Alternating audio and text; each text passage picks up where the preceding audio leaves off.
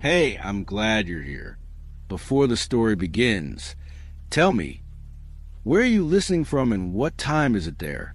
I like to know who's still with me until the end of these stories. Comment below. Now, relax, listen to the rain, and enjoy another night around the campfire. I've never told this story properly before. Not to my wife. Not to my mates down the pub. Certainly not to the police when they asked their questions afterwards. But tonight, with the rain hammering against my windows just like it did that night 3 years ago, I reckon it's time someone heard the truth about what happened in Ocala National Forest. You ever been camping alone? I mean properly alone, miles from the nearest road, where your mobile's got no signal, and the only sounds are what nature decides to make. I used to love it. Used to. There's something about the solitude that strips everything away. All the noise of modern life. All the distractions. Just you and the wilderness. Testing yourself against something bigger and older than civilization. I was working for a consulting firm back then. Flying all over the states for various projects. Bloody exhausting it was. Hotels every night, rental cars, airport food. So whenever I had a few days between jobs, I'd hire a car and find somewhere wild to pitch my tent. Reset my head, get back to something real. Montana had been on my list for years. Big sky country, they call it. And Christ, they're not wrong. I'd wrapped up a job in Seattle and had 4 days before I needed to be in Denver. So I drove east through the mountains, following the interstate until I reached Missoula. From there, it was a short drive south to Ocala National Forest. Have you ever seen forests like that? Dense, ancient pines stretching up mountainsides that seem to go on forever, with valleys so deep in shadow they look like they've never seen proper sunlight. The kind of place that makes you feel small, reminds you that for all our technology and cities, we're still just another species trying to survive in something vast and indifferent. I'd done my research, naturally. Found a trail that led about 8 miles into backcountry to a small lake called Mirror Lake, though it wasn't on any of the tourist maps. Perfect, I thought. No day trippers. No families with screaming children. Just me and the wilderness. The weather forecast had mentioned possible showers, but nothing serious. Light rain, they said, should clear by evening. I'd camped in worse. And besides, there's something rather poetic about the sound of rain on canvas. Isn't there? Nature's own white noise. I parked at the trailhead around noon on a Tuesday in late September.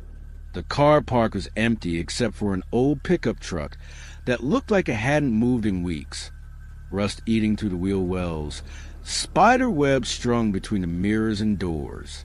Probably belonged to a hunter who'd abandoned it there. Happens more often than you'd think in places like that. The trail started easy enough, a well-marked path through lodgepole pines and Douglas firs. But after the first mile, it began to climb, switchbacking up a steep slope that had my legs burning and my lungs working hard in the thin mountain air. The trees grew thicker as I climbed, their canopy blocking out more and more the afternoon sky, until I was walking in a perpetual twilight. You know how silence can have weight to it? That's what I noticed first. Not the absence of sound. There were birds calling, branches creaking, my boots crunching on fallen needles. But the quality of the quiet underneath it all, like the forest was holding its breath, waiting for something. I reached Mirror Lake around 4:30. It was perfect, exactly what I'd hoped for. A small, dark lake maybe 200 yards across, ringed by towering pines and granite outcroppings. The water was so still it looked like black glass, reflecting the trees and the strip of gray sky visible overhead. I could see why they called it Mirror Lake. I set up camp on a small clearing about 50 yards from the shore, far enough back to avoid any animals that might come down to drink during the night. My tent was a good one, a 3-season mountain tent I'd used all over Europe, waterproof, wind-resistant, and big enough for me and my gear without feeling cramped. By the time I had everything sorted, tent pitched, sleeping bag laid out, food organized, the light was beginning to fade. That's when the first drop started. Just a few at first, pattering on the leaves above me, then gradually building to a steady rhythm. I smiled to myself as I lit my camp stove and put water on for tea. Perfect timing. I'd be snug and dry while the forest got its drink. The rain grew heavier as darkness fell. Not a torrential downpour, but persistent, soaking rain that drummed steadily on my tent fly and dripped from every branch and needle. I sat in my tent's vestibule with a cup of tea, watching the lake disappear into darkness, listening to the rain's hypnotic rhythm. That's when I first noticed something was wrong. You've been in wild places at night, haven't you? There's usually some ambient sound. Owls calling, small animals rustling through the undergrowth, the distant splash of a fish jumping. But as the rain settled into its steady pattern, I realized I couldn't hear anything else. No birds, no small creatures, nothing. Just the rain and, occasionally, the creak of trees swaying in the wind. I told myself it was normal. Animals sheltered during rain, waited out, but something about the silence felt deliberate, like everything in the forest had decided to stop and listen. I finished my tea and retreated fully into my tent. I had a good book with me, something about the history of exploration in the American West, and my headlamp provided plenty of light for reading. But I found myself pausing every few pages, listening to rain, trying to identify other sound beneath it. Around 10 o'clock, I heard something that made my heart skip, a branch snapping, not the natural creak and sway of trees and wind, but the sharp crack of wood breaking under weight. It came from across the lake, maybe 100 yards away, but in the stillness it sounded close enough to touch. I switched off my headlamp and listened. The rain continued its steady patter, but underneath it, I swear I could hear something moving. Slow, deliberate movement through the undergrowth. Too heavy to be a deer or elk. Too rhythmic. I waited in the darkness for maybe 10 minutes, barely breathing, straining to hear. But whatever it was, if there had been anything at all, went quiet. Eventually, I convinced myself it had been a branch falling naturally, weakened by the rain. Happens all the time in old forests. I switched my light back on and tried to return to my book, but the words wouldn't stick. Every few minutes, I'd pause and listen, but there was nothing except rain. Eventually, exhaustion won out, and I settled into my sleeping bag. You know that state between waking and sleeping, where you're conscious enough to hear what's around you, but too tired to properly process it. That's where I was when I heard the footsteps. They started at the far side of the lake. Slow, measured steps on wet ground, moving along the shoreline. I came fully awake in an instant, my heart hammering against my ribs. I lay perfectly still, listening. The steps were definitely footsteps, not the irregular gait of an animal, but the steady rhythm of someone walking deliberately through the forest. They moved slowly around the lake's perimeter, getting gradually closer to my campsite. I wanted to unzip my tent and look out, but something kept me frozen in my sleeping bag. Some primal instinct that said movement meant danger, that staying still and hidden was my only chance. The footsteps stopped directly across the lake from me. I couldn't see anything. My tent was designed to block light from inside, but I could feel a presence there in the darkness. Watching, waiting.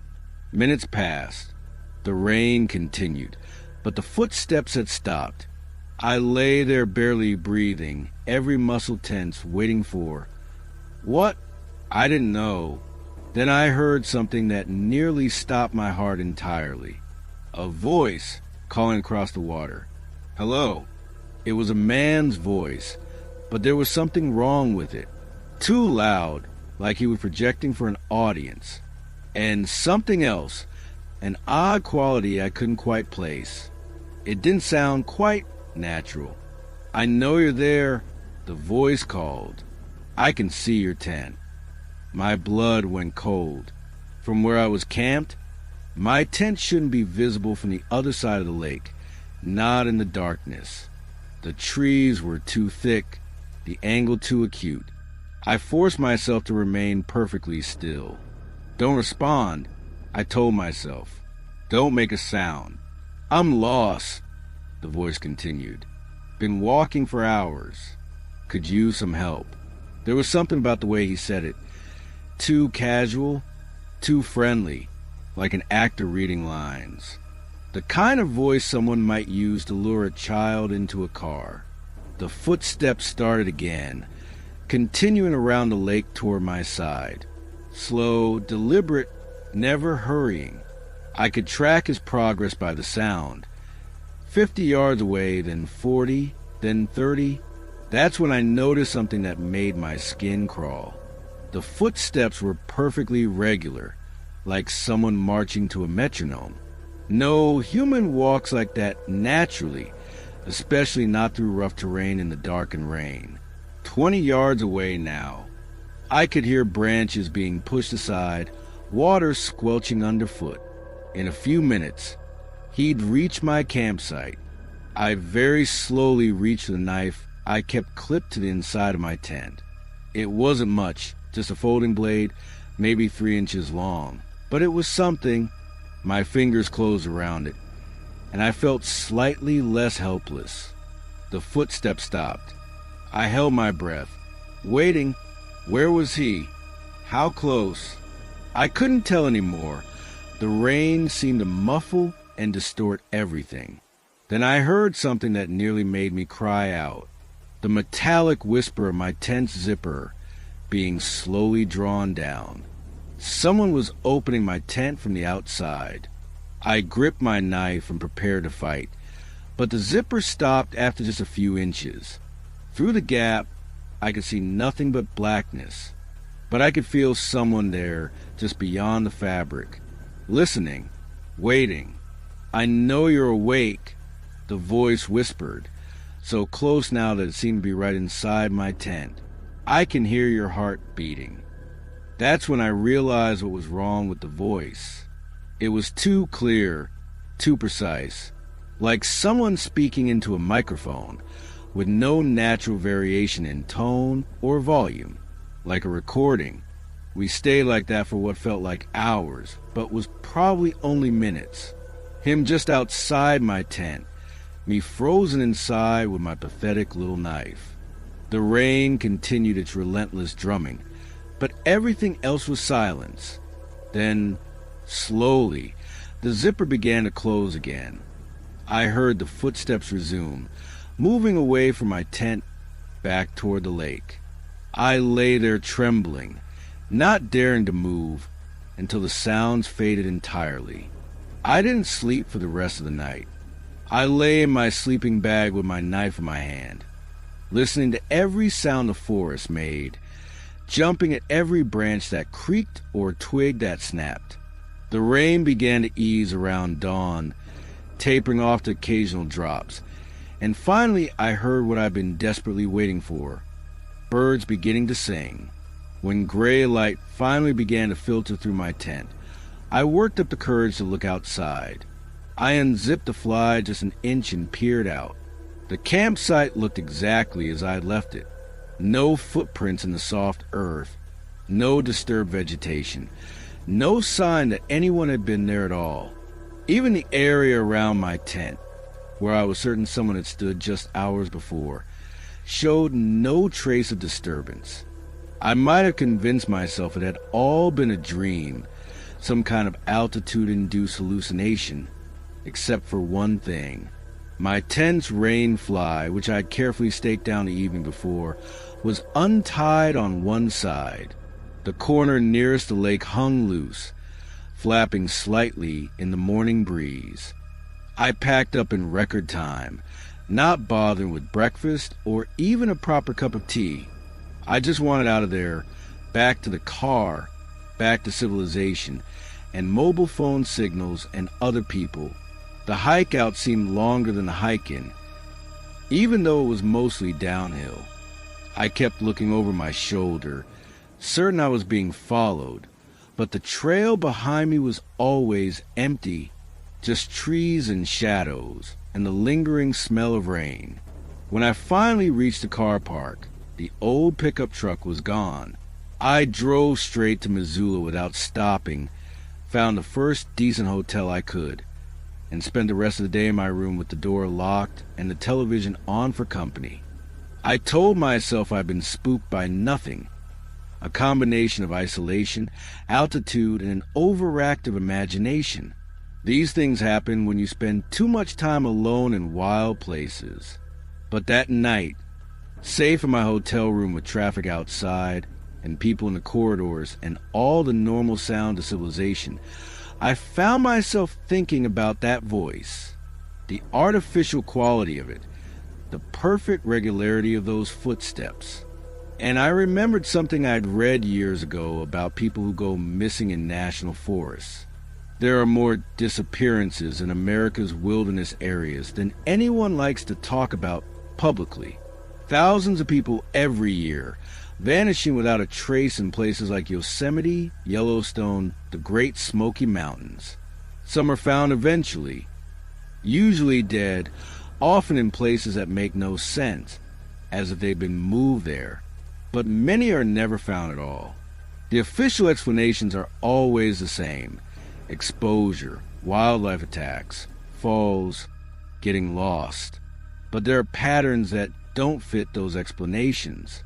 Clusters of disappearances in specific areas. Missing persons found miles from where they should have been, with no memory of how they got there. Strange sounds reported by other campers in the days before someone vanishes. I started researching Lolo National Forest specifically. What I found made my blood run cold. Over the past 15 years, at least a dozen people had gone missing in that area. All experienced outdoors people, all camping alone, all last seen heading toward the more remote areas of the forest. 3 had been found dead in impossible locations. One at the bottom of a ravine he couldn't possibly have reached from his planned route. Another sitting peacefully beside a lake 12 miles from his campsite, apparently dead from hypothermia despite warm weather. The rest had simply vanished. And in several cases, other campers reported hearing voices in the night before the disappearances. Voices calling for help, claiming to be lost. Voices that didn't sound quite right. I never went back to Montana. I never went camping alone again.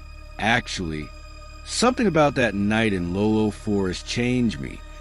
Made me understand that there are places in this world where we don't belong, where something else is in charge. Places where the rules we think we understand don't apply. You're probably wondering why I'm telling you this now, 3 years later. Why tonight, with the rain coming down just like it did that night by Mirror Lake? It's because of what happened today. I was at work, just finishing up some reports, when my phone rang. Unknown number, American area code. I almost didn't answer, but something made me pick up. There was silence on the line for a moment, then a voice I recognized spoke. The same artificial, too perfect voice I'd heard across that dark lake. "Hello," it said. "I know you're there. I can see you." I hung up immediately, my hands shaking. But the phone rang again within seconds. Same number. I let it go to voicemail. When I played the message back, there was just breathing for 30 seconds, then that voice again. "I'm lost. Been looking for you for years. Could use some help." The phone's been ringing all evening. Same number, same message. I've stopped answering, but it keeps ringing. And each time, the voice sounds a little clearer, a little closer. I'm sitting here now in my flat in London, 3,000 miles from Lolo National Forest, listening to the rain against my windows and wondering how something I left behind in those dark woods has found me here, wondering what it wants, what it's been waiting for all this time. The phone's ringing again now. I can see the glow of the screen across the room, but I'm not going to answer. I'm going to sit here with my tea and wait for morning and hope that whatever followed me back from that lake decides to give up and leave me be. But I can hear something else now underneath the rain. Footsteps outside my building. Slow, measured steps on wet pavement. The same mechanical rhythm I heard that night by Mirror Lake. And I think they're getting closer. If you ever find yourself camping alone in wild places, particularly in America's national forests, let me give you some advice. If you hear voices in the night, voices calling for help or claiming to be lost, don't answer. Don't help. Don't even acknowledge that you've heard them. Some things that get lost in the wilderness are meant to stay lost. The footsteps have stopped now, right outside my building, I think. But my phone's still ringing, and when I look at the screen, I can see something that makes my heart stop. The caller ID doesn't show a number anymore. It shows a location, Mirror Lake, Lolo National Forest, 3,000 miles away, but somehow right outside my door. I suppose some distances can't be measured in miles. The phone stopped ringing now. Everything's gone quiet except for the rain. But I can feel something watching me from the darkness outside. Something that's been looking for me for 3 years and has finally found what it was seeking. I don't think I'm going to see morning.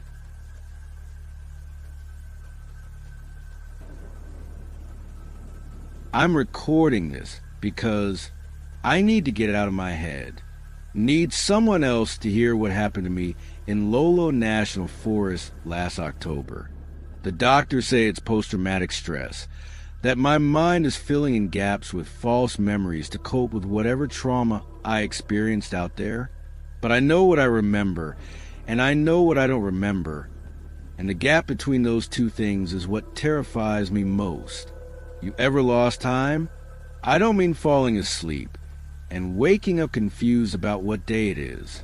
I mean having 3 whole days just gone, vanished. Like someone reached into your life and carefully cut out a piece, leaving you with a before and after but nothing in between. I was meant to be camping for 5 days. 5 days of hiking, fishing, maybe a bit of photography in one of America's most beautiful wilderness areas. I'd been planning it for months, looking forward to getting away from the noise and stress of my job in London. I work in finance, you see. Long hours, constant pressure, the sort of work that grinds you down until you forget what quiet sounds like. Montana had always called to me. Something about those vast spaces, those endless skies. I'd done my research, studied the maps, picked out a route that would take me deep into backcountry where I could truly disconnect. No mobile signal, no internet. No reminders of the world I'd left behind. I flew into Missoula on a Tuesday evening in late October. The trees were just starting to turn, brilliant yellows and oranges scattered among the evergreens like flames against dark canvas. I spent the night in a cheap motel near the airport, going over my route one last time, checking my gear, trying to calm the nervous excitement that always came before a big solo trip. The weather forecast was mixed. Clear for first 2 days. Then a storm system moving in that could bring heavy rain and possibly even early snow at higher elevations. Perfect, I thought. I'd have time to get established, find good shelter, then hunker down and enjoy the storm from inside my tent. Wednesday morning, I drove the rental car to the Lolo Pass area and found the trailhead I'd marked on my map. It was a lesser-known trail that led to a series of alpine lakes about 15 miles into the wilderness, the sort of place you had to work to reach, which meant I'd likely have it entirely to myself. The car park was empty except for my rental. A good sign. I shouldered my pack, maybe 40 pounds of gear, food, and water, and set off into the forest just after 9 in the morning. Have you ever noticed how different American wilderness feels from anything we have in Britain? It's the scale of it, partly. These forests go on for hundreds of miles, stretching over mountain ranges that dwarf our highest peaks. But it's something else too, a quality of wildness that feels older, less touched by human presence. Walking into that forest felt like stepping back in time, into a world where humans were still just another species trying to survive. The first day's hiking was glorious. The trail climbed steadily through dense stands of lodgepole pine and Douglas fir, with occasional clearings that offered stunning views across valley after valley of unbroken forest. The air was crisp and clean, scented with pine and the earthy smell of autumn leaves. I stopped frequently to take photos, to just stand and listen to the profound quiet that only exists in places like that. I made camp that first night beside a small creek, maybe 8 miles in from the trailhead. Set my tent on a flat spot among the trees, cooked a simple meal on my camp stove, then sat by the water as darkness fell, listening to its gentle murmur and watching the first stars appear through the canopy overhead. I slept deeply that night, the kind of sleep you only get in the wilderness, where the absence of artificial light and electronic noise allows your body to remember its natural rhythms. I woke at dawn feeling more rested than I had in months. The second day took me higher into mountains, following a fainter trail that switched back up steep slopes and along narrow ridges. The trees began to thin as I gained elevation, giving way to alpine meadows dotted with small lakes that reflected the sky like scattered mirrors. That's where I was heading, to the largest of these lakes, marked on my map as Phantom Lake.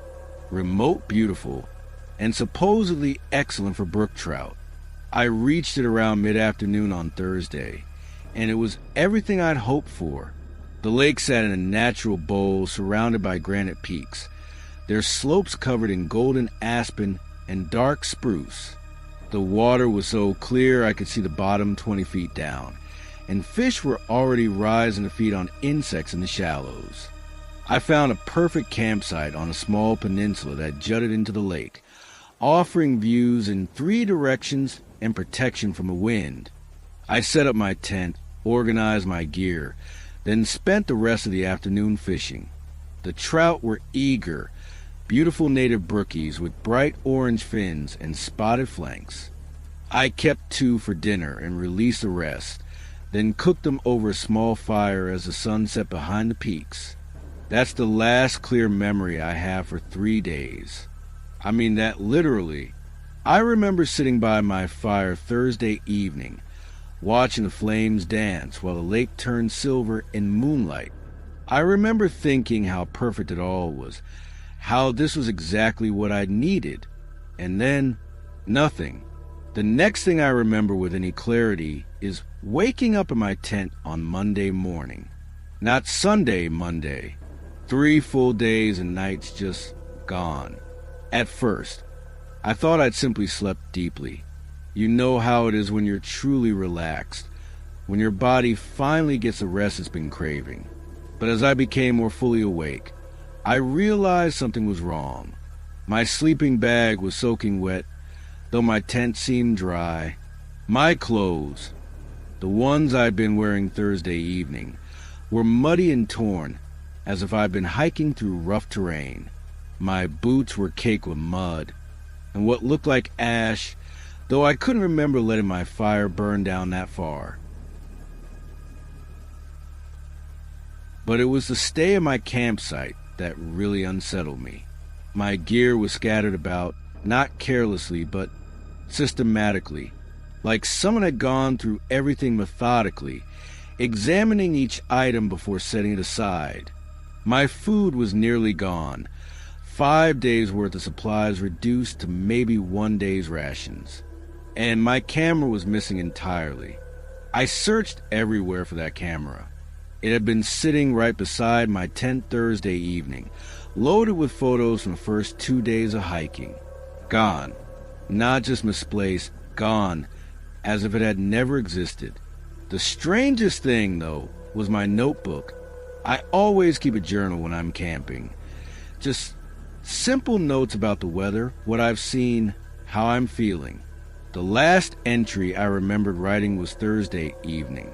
But when I found the notebook, there are 3 more entries after that, all in my handwriting, but different somehow. The words were mine, but I had no memory of writing them. Friday. Followed the lights deeper into forest. They want to show me something. Saturday. The others are kind. They've been waiting so long for someone to understand. Sunday. Going home tomorrow. They say I won't remember, but I'll know. Deep down, I'll always know. I stared at those entries for a long time, trying to trigger some memory, some fragment of what had happened. But there was nothing, just a blank space where 3 days of my life should have been. The rational part of my mind, the London finance worker who dealt in facts and figures, tried to make sense of it. Maybe I'd had some kind of breakdown, a stress-induced episode where I'd wandered around the forest in a dissociative state. Maybe I'd hit my head, suffered a concussion that had affected my memory. These things happen, especially to people pushing themselves alone in challenging environments. But that explanation didn't account for everything. It didn't explain why my food was gone, but I felt neither hungry nor full. It didn't explain the mud on my boots when the ground around my campsite was dry. And it certainly didn't explain the other things I found as I broke camp that Monday morning. There were tracks around my tent. Not animal tracks. I knew those well enough. These were different. Humanoid but wrong somehow. Too long and narrow, with what looked like claw marks at the tips. They circled my campsite in a perfect spiral, starting from the lake shore and ending at my tent door. And there were objects scattered about that didn't belong to me. Small things, easily missed if you weren't looking carefully. Smooth stones arranged in geometric patterns. Branches bent into impossible shapes and woven together like some kind of primitive art. And everywhere, a smell I couldn't identify, not unpleasant but strange. Like ozone after lightning, mixed with something organic and earthy. I packed up quickly, more unsettled than I cared to admit. The rational thing would have been to hike out immediately, get back to civilization, maybe see a doctor about the memory loss. But something made me hesitate. As I shouldered my pack and prepared to leave, I looked back at Phantom Lake one more time. The morning sun was just catching the water, turning it into a sheet of gold. And for just a moment, I could swear I saw movement beneath the surface. Not fish, something larger, more deliberate. Shapes that moved too purposefully to be natural, too coordinated to be random. I blinked, and the lake was empty again. Just clear water reflecting the sky. The hike out took most of the day. I was weaker than I should have been, tired in a way that suggested I'd been active during those missing days, even though I had no memory of it. Several times I had to stop and rest, something that wasn't like me at all. But the strangest thing was the trail itself. I was certain I'd memorized the route in, could have walked it blindfolded, but now it seemed different. Turns that should have been there weren't. Landmarks I remember were in the wrong places. It was as if the forest had rearranged itself while I wasn't looking. I eventually found my way back to the car park, though it took longer than it should have. The rental car was still there, covered in a layer of frost despite the mild weather. When I checked the odometer, it showed I'd driven an extra 47 miles since parking there, but the fuel gauge showed the tank was still full. The drive back to Missoula was a blur. I kept catching glimpses of movement in my peripheral vision, shapes flitting between the trees, shadows that moved against the light. But every time I looked directly, there was nothing there. I spent that night in the same motel, trying to make sense of what had happened. I called the airline, changed my flight to leave the next morning instead of Thursday as originally planned. I just want to get home, get back to familiar surroundings where I could think clearly. But even now, 3 months later, I can't stop thinking about those missing days. The dream started almost immediately after I returned to London. Not nightmares exactly, but strange, vivid dreams filled with impossible landscapes and beings that seem almost human, but not quite. In the dreams, I'm walking through a forest that's like Lolo, but not Lolo. The trees are taller, older, their branches intertwining overhead to form a living cathedral. And I'm not alone. There are others with me, figures I can never quite see clearly, but whose presence feels familiar, comforting even. They're trying to tell me something, these dream figures. Something important. But I always wake up before I can understand what it is, left with only fragments and impressions that fade like morning mist. I've been back to doctors since then. Neurologists, psychiatrists, specialists in memory disorders. They've run every test they can think of.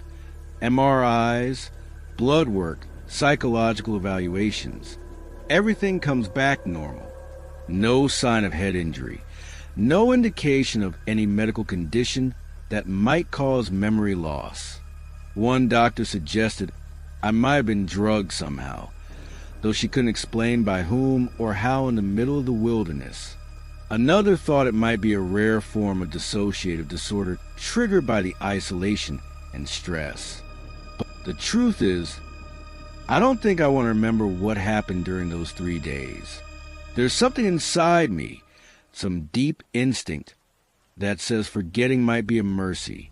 But at the same time, I can't shake the feeling that whatever happened was important.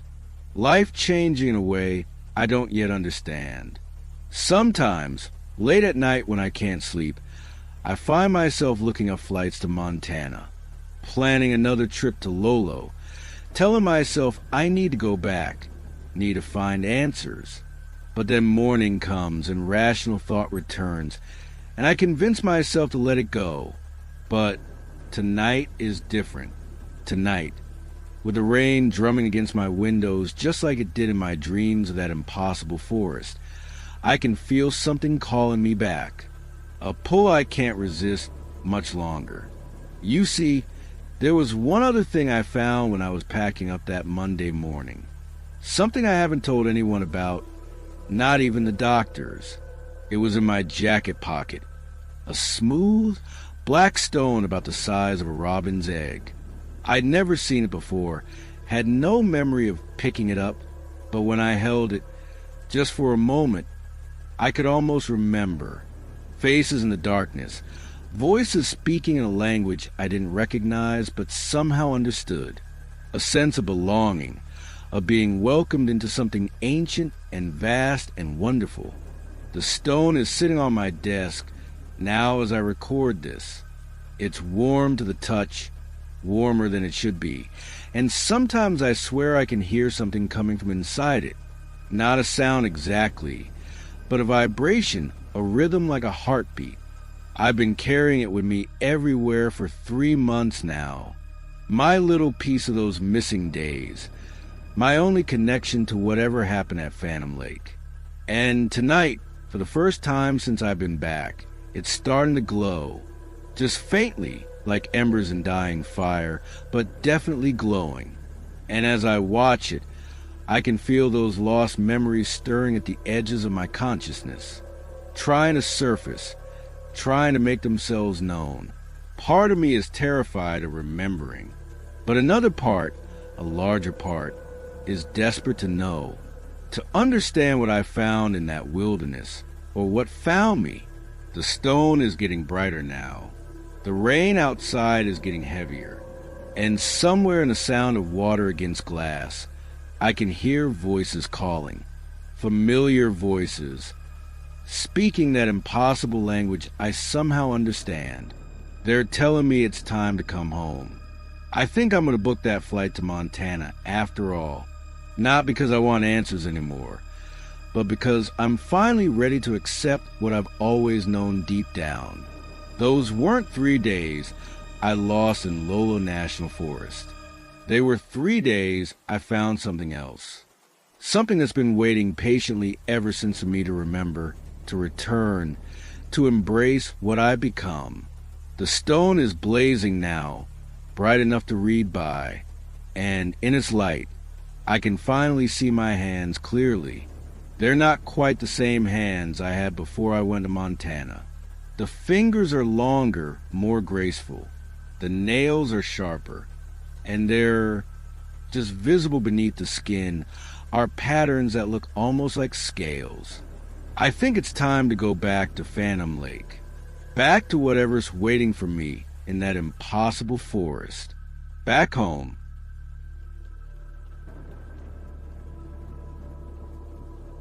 I need to tell someone about this before I lose my nerve entirely, before I start doubting my own sanity more than I already am. What happened to me in Ocala National Forest 6 weeks ago has left me questioning everything I thought I knew about reality, about identity, about what it means to be me. You ever looked in a mirror and had that moment where you don't quite recognize the person staring back? Just for a split second, your reflection seems like a stranger wearing your face? That feeling of disconnect, of something being not quite right? Well, imagine that feeling lasting for weeks, growing stronger every day, until you're not sure which version of yourself is real anymore. I'm a photographer by trade. Freelance work mostly nature and wildlife stuff for magazines and tourism boards. It's solitary work, which suits me perfectly. Always has. I prefer the company of forests and mountains of people. Find more honesty in a sunrise over a lake than in most human conversation. Last September, I got commissioned to do a series on America's hidden wilderness areas, places off the beaten track, the sort of locations that don't make it into the glossy tourist brochures, but showcase the raw, untamed beauty that still exists if you know where to look. Ocala National Forest in Montana was top of my list. I'd heard about it from other photographers. Vast, largely unexplored, with terrain that ranged from dense old-growth forest to alpine lakes that hadn't been properly mapped. Perfect for what I needed. Remote enough that I wouldn't run into crowds of tourists. Wild enough to provide the kind of dramatic landscapes that make editors sit up and take notice. I flew into Missoula on a Friday evening in late September. Spent the weekend checking my gear and studying topographical maps. The weather forecast looked promising. Clear skies for the next week. Temperatures mild enough for comfortable camping, but cool enough to avoid the insects that can make wilderness photography a misery. Monday morning, I drove out to one of the lesser-known trailheads, a dirt road that ended at what was barely more than a footpath leading into the forest. Perfect. No facilities, no markers, no signs of other visitors. Just me, my cameras, and several thousand acres of pristine wilderness. I planned a circular route that would take me 5 days, deep into the backcountry, up to the alpine zone, then back out via a different trail. I was carrying about 50 pounds of gear, including 3 camera bodies, 6 lenses, a sturdy tripod, and enough supplies to keep me comfortable and well-fed. The first day's hiking was exactly what I'd hoped for. Ancient pines that must have been centuries old, their trunks so wide I couldn't have wrapped my arms around them. Shafts of golden sunlight slanting through the canopy, illuminating patches of forest floor carpeted with fallen needles. I shot 3 rolls of film before I'd even covered 5 miles. Yes, film. I know it's old-fashioned, but there's something about the process, the deliberation, the inability to delete and reshoot endlessly, that forces you to really see what you're capturing. Digital has its place, but for serious landscape work, nothing beats the depth and richness of proper film. I made camp that first night beside a small meadow, maybe 8 miles from the trailhead, set up my tent on level ground, cooked a simple meal, then sat outside as darkness fell, planning the next day's shots. The silence was profound. No traffic, no aircraft, no human sound at all. Just the whisper of wind in the trees and the distant call of an owl. I slept deeply and woke before dawn, eager to catch the sunrise. There's something magical about first light in a forest. The way it filters through the trees, creating layers of shadow and illumination that change by the minute. I set up my camera on the tripod and waited, watching the darkness gradually give way to gray, then gold. That's when I first saw him. Another photographer, maybe 50 yards away across the meadow, setting up his own shot. I could make out the silhouette of a tripod, the distinctive shape of a large format camera. My heart sank a little. I'd chosen this remote location specifically to avoid other people, and here was someone else with the exact same idea. But as the light improved and I could see more clearly, something odd struck me. The other photographer's setup looked remarkably similar to mine. Same style of tripod, same type of camera bag, even what appeared to be the same jacket. I was wearing a distinctive red and black mountain parka I bought specifically for this trip. I raised my hand in greeting, the universal acknowledgement between photographers sharing a location. He raised his hand back, the gesture perfectly mirrored. Then he seemed to melt back into the forest, disappearing among the trees before I could get a better look at him. I didn't think much of it at the time. Coincidences happen, and serious photographers often end up with similar gear and clothing. Good equipment is good equipment, after all. I finished my sunrise shots and started breaking camp, eager to push deeper into the wilderness. The second day took me higher into mountains, following a faint trail that switchbacked up steep slopes covered in dense forest. The trees began to change as I gained elevation.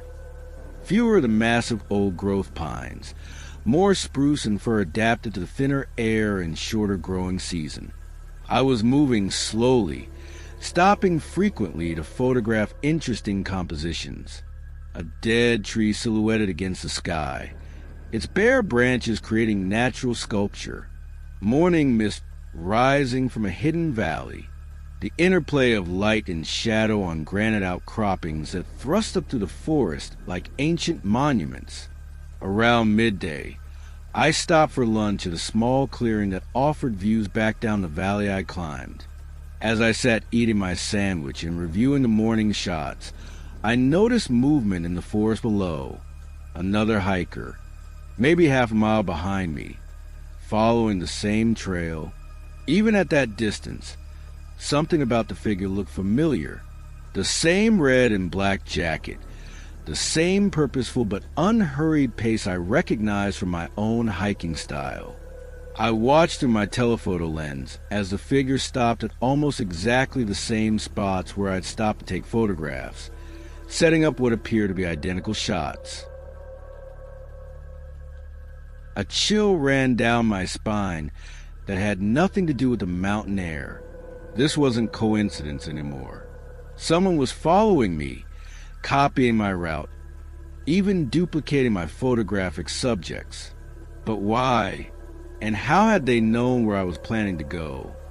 I packed up quickly and continued climbing, pushing myself harder than I normally would. I wanted to reach my planned campsite well before this other photographer, to confront them if necessary, and find out what their game was. The trail grew steeper and more challenging as the afternoon wore on. Several times I had to scramble over fallen logs or navigate around washouts where spring snowmelt had carved new channels down the mountainside. But I kept pushing, driven by a growing sense of unease about my shadow. I reached the alpine zone just as the sun was beginning to set. The trees thinned out here, giving way to rocky slopes dotted with hardy alpine plants and small jewel-like lakes. I'd been planning to camp beside the largest of these lakes, a pristine body of water that reflected the surrounding peaks like a natural mirror. I found the perfect spot, a level area with good drainage, protected from wind but with clear views across the lake for sunrise photography. I set up my tent quickly, then prepared a hot meal as darkness fell, and the first stars appeared in the crystal-clear mountain air. That's when I heard the other tent being set up. The sound came from across the lake, maybe 200 yards away. The distinctive rustle of nylon, the metallic clink of tent poles being assembled. Someone else had reached the same lake, chosen a campsite almost directly opposite mine. I switched on my headlamp and tried to peer across the water, but the light didn't carry far enough to make out details. All I could see was the faint glow of another light source, a headlamp or torch, moving around a campsite that seemed to mirror my own. I called out across the water, "Hello, beautiful spot, isn't it?" The other light stopped moving. For a moment, there was complete silence. Then a voice came back across the lake, carrying clearly in the still night air. "Hello, beautiful spot, isn't it?" The exact same words, in the exact same tone, like an echo, but delayed too long to be natural sound reflection.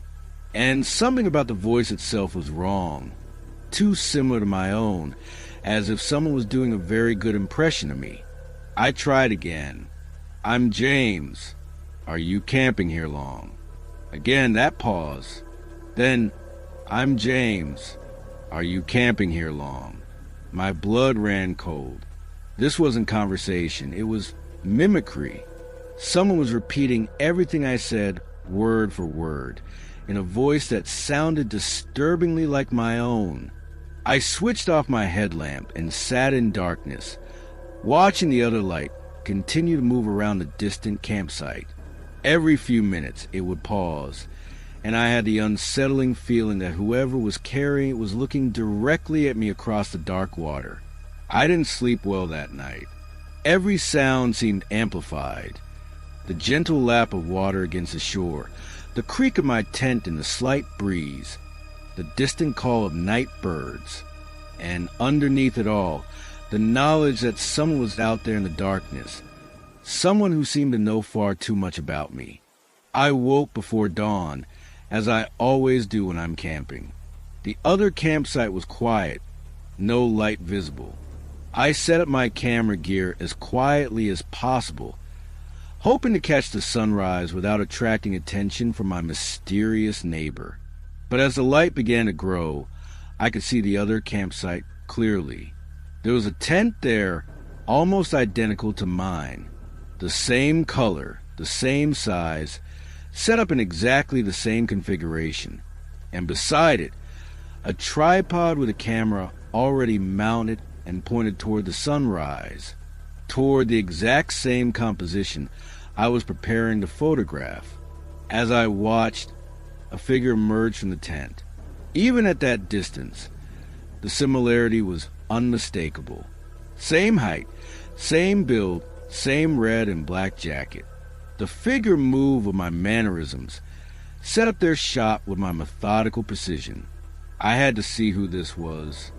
I broke down my own gear and started around the lake, moving as quietly as possible. But the terrain was rough, and it took me nearly 20 minutes to work my way around to the other campsite. When I arrived, there was no one there. The tent was gone. The tripod was gone. There was no sign that anyone had ever camped there.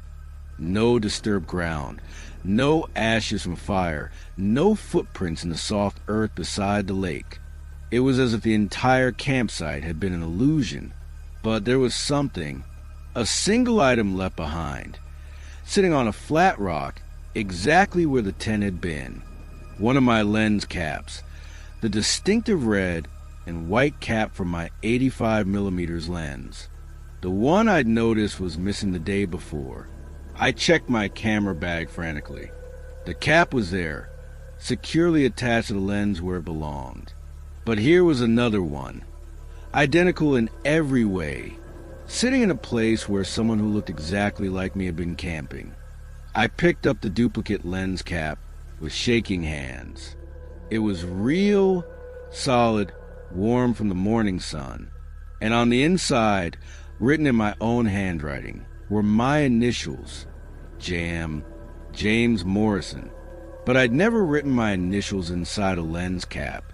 I'd never owned two caps for the same lens. I stood there for a long time, trying to make sense of what was happening. The rational part of my mind suggested explanations. Another photographer with similar gear, coincidental similarities, perhaps some kind of elaborate prank. But the evidence didn't support rational explanations. The duplicate lens cap went into my pocket, and I spent the rest of the morning photographing the lake and surrounding peaks. But my heart wasn't in it. Every shot felt like I was going through motions, copying someone else's work rather than creating my own. That afternoon, I decided to cut the trip short. I packed up early and started hiking back down the mountain, following a different trail than the one I'd used to come up. I wanted to avoid any chance of another encounter with my doppelganger. But as I descended through the forest, I kept catching glimpses of movement in my peripheral vision, always just out of direct sight, always disappearing when I turned to look. And twice, I could have sworn I heard the distant sound of camera shutter, the same. I pushed myself hard, hiking faster than was wise on the steep, uncertain terrain. I just wanted out of there, back to my car, back to civilization, and the comfort of rational explanations. I reached the trailhead just as the sun was setting.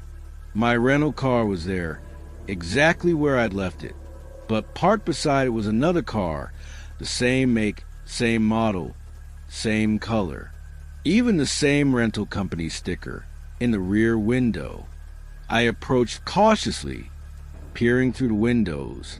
The interior looked identical to my rental, down to the GPS unit mounted on the dashboard and a half-empty water bottle in the cup holder. But when I checked the license plate, it was different. Similar, but not the same. I got into my own car quickly and drove away, checking the rear view mirror constantly. The other car didn't follow, but I couldn't shake the feeling that I was still being watched. I spent that night in a Missoula motel, trying to process what had happened. I developed a film from the trip, hoping the photographs might provide some clue, some explanation for the bizarre encounters. What I found made my hands shake so badly I could barely hold the contact sheets. Every photograph I'd taken had a duplicate, not similar shots, exact duplicates, taken from the identical position at the same moment. But there were subtle differences in each pair. In one version, a bird would be in flight. In the duplicate, the same bird would be perched on a branch. In one, clouds would cover a peak. In the duplicate, the sky would be clear.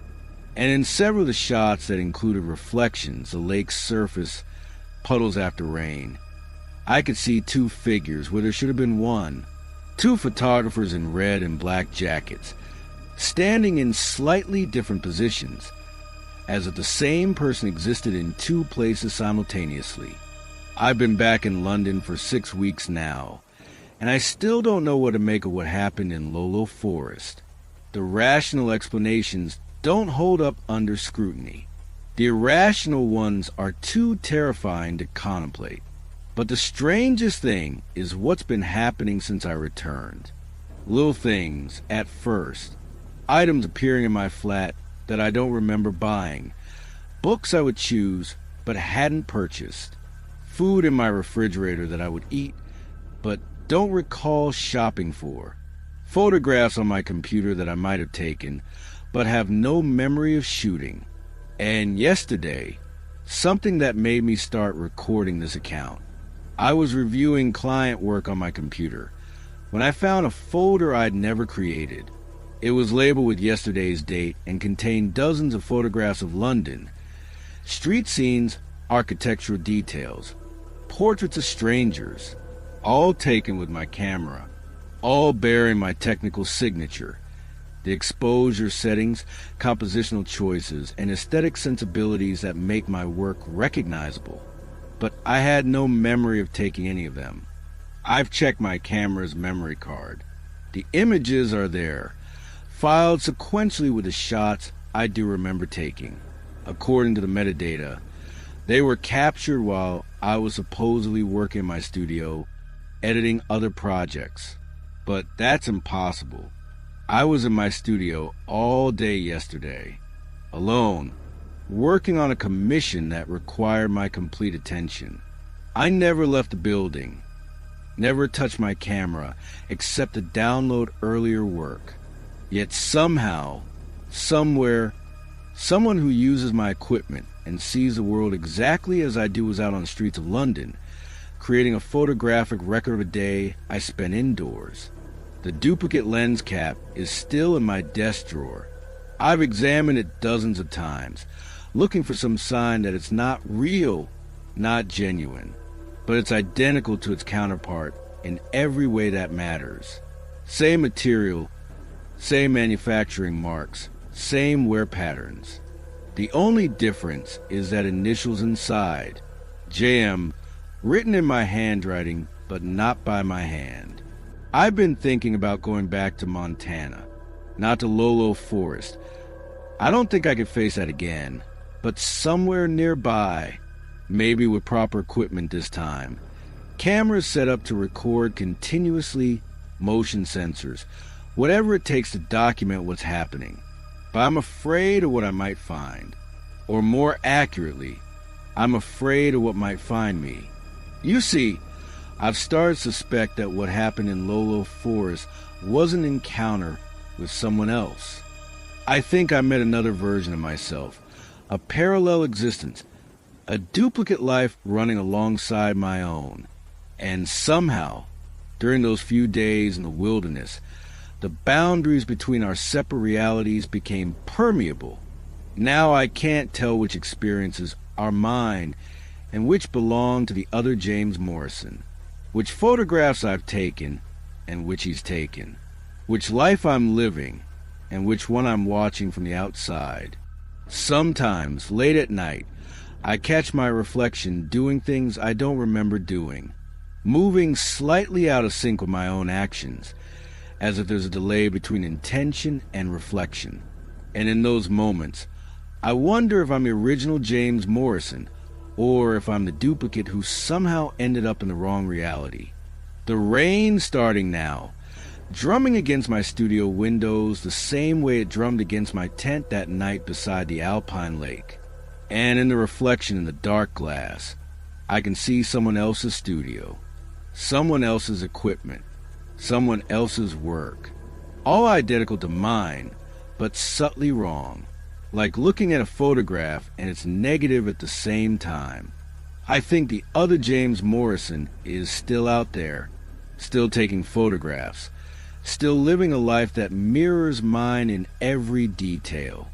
And sometimes in the space between realities, our paths cross again.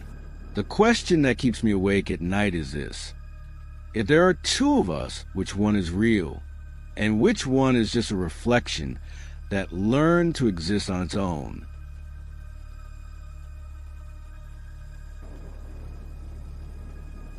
I'm going to tell you something that will sound completely mad, and I wouldn't blame you for thinking I've lost my mind entirely.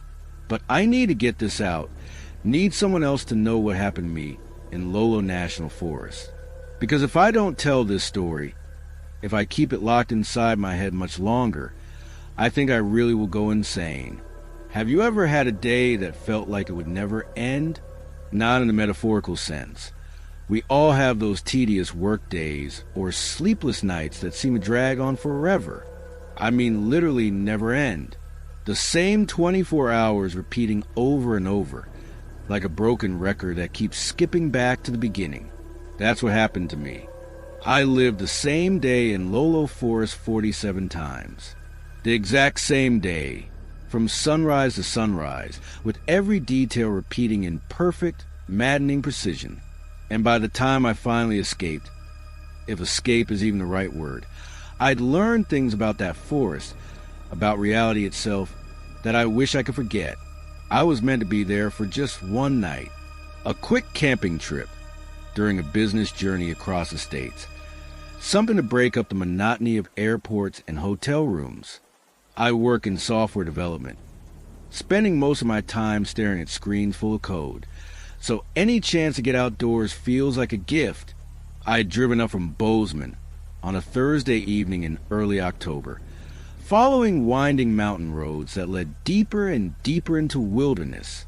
The forecast called for clear skies and mild temperatures, perfect weather for a solo camping trip. I'd chosen Lolo specifically because it was vast and relatively undeveloped, the sort of place where you could still find genuine solitude. The campground I'd selected was primitive.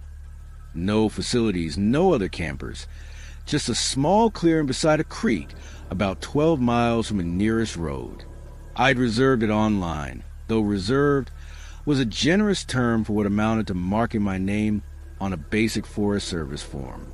I arrived just as the sun was setting, that golden hour when the forest takes on almost magical quality. Shafts of light slanted to the towering pines, illuminating patches of forest floor carpeted with fallen needles. The air smelled of resin and wood smoke from distant wildfires, mixed with the crisp scent of approaching autumn. Setting up camp took maybe 30 minutes. I'd done it so many times that the routine was automatic. Stake out the tent site, assemble poles, stake down the rainfly, organize my gear inside. Simple tasks that connected me to something more basic than the digital world I usually inhabited. I cooked a simple dinner on my camping stove, just pasta with tin sauce, nothing fancy, and ate while watching the last light fade from the western sky. The silence was profound, broken only by the gentle murmur of the creek and the occasional call of a night bird. Perfect. I remember checking my watch as I cleaned up after dinner. 8:30. The stars were just becoming visible through the canopy overhead, and I was looking forward to a few hours of stargazing before turning in early. I planned to wake at dawn, break camp, and be back on the road by mid-morning. That was the plan. Anyway, I went to sleep around 10 o'clock, lulled by the sound of running water and the whisper of wind in the trees. It had been a long day of driving, and I fell asleep almost immediately. The deep, restful sleep that only comes in wild places far from artificial light and electronic noise. I woke to my alarm at 6:30, just as I always do when camping. The sky was beginning to lighten, that gray pre-dawn glow that promises sunrise. I unzipped my tent and looked out at a morning that was absolutely perfect. Clear skies, calm air, the creek sparkling in the early light. I went through my usual morning routine. Quick wash in the creek, instant coffee on the camp stove, oatmeal with dried fruit for breakfast. I was feeling refreshed and energized, ready for the drive ahead. The weather was holding beautifully, and I was already planning my next camping trip. I broke camp efficiently, everything packed and loaded into my car by 8 o'clock. The drive out took about 20 minutes on the winding forest road, and I was just thinking about which route to take toward my next destination when something odd happened. I came around a bend in the road and saw something that shouldn't have been there. My own car, parked at the same trailhead where I'd started the hike to my campsite. Same make, same model, same rental company sticker. but I was driving my car. How could it be parked there as well? I pulled over and got out, walking toward the parked vehicle. The license plate was identical to mine. When I looked through the windows, I could see my camping gear in the back seat, the same gear that was currently in the car I had just been driving. I turned around to look at my own car, the one I just parked. It was gone. The road behind me was empty, as if I'd walked there instead of driving. My hands were shaking as I got into what I now had to assume was my car, though I had no memory of parking it there, and drove back toward the campsite. Maybe I was more tired than I thought. Maybe I'd gotten turned around, confused about which direction I'd been heading. But when I reached the clearing where I'd camped, my tent was there, fully set up, exactly as I'd left it the evening before. My camping stove sat on the picnic table. My food bag hung from the bare cable I'd rigged between two trees. I stood there staring at the campsite, trying to make sense of what I was seeing. I distinctly remembered breaking camp that morning, packing everything into my car. But here it all was, as if I'd never left. I checked my watch. It read 6:30 a.m., the same time I'd woken up in my tent an hour earlier. That's when the real fear started to creep in. I looked around the campsite more carefully, noting details I remembered from the night before. A pine cone I'd kicked away from my tent door. It was in exactly the same position. The arrangement of stones around my fire ring, which I'd carefully dismantled that morning, unchanged. Even the water level in my bottle, which I'd nearly emptied making coffee. I walked to the creek and splashed cold water on my face, trying to clear my head. Maybe I was having some kind of breakdown, some stress-induced hallucination. But the water felt real, the cold shock of it sharp and immediate. I spent the day trying to understand what was happening. I explored the area around my campsite, looking for clues, for anything that might explain the apparent reset. But everything was exactly as it had been the day before. Every fallen log, every arrangement of rocks, every pattern of light and shadow. As evening approached, I watched the sun set in precisely the same sequence I'd observed the night before. The same clouds, the same colors, the same moment when the last light disappeared behind the trees. I cooked the same dinner, ate it while sitting in the same spot, cleaned up using the same routine. I went to sleep hoping that morning would bring normality, that I'd wake up and everything would make sense again. I woke to my alarm at 6:30. The same gray pre-dawn light, the same weather, the same sound from the forest around me. I checked my watch, checked my phone, checked every timepiece I had. All showed the same date, the same time I'd woken up the day before. Or was it the day before? How do you measure time when time itself seems to have stopped? I tried breaking the pattern. Instead of my usual routine, I stayed in my sleeping bag until noon. But when I finally got up and checked my watch, it still showed 6:30 a.m. The sun was in the wrong position for noon. The light had the quality of early morning rather than midday. I tried leaving immediately, hiking out to my car without breakfast or coffee. But when I reached the trailhead, the same thing happened. I found myself back at the campsite with no memory of the return journey. Looking at my watch as it showed 6:30 a.m., by the third repetition, I was beginning to understand the rules of whatever was happening to me. I was stuck in a loop, reliving the same day over and over. But unlike the film that explores this concept, I wasn't in some charming small town with quirky characters to interact with. I was alone in thousands of acres of wilderness, with nothing but my own thoughts for company. The isolation was the worst part.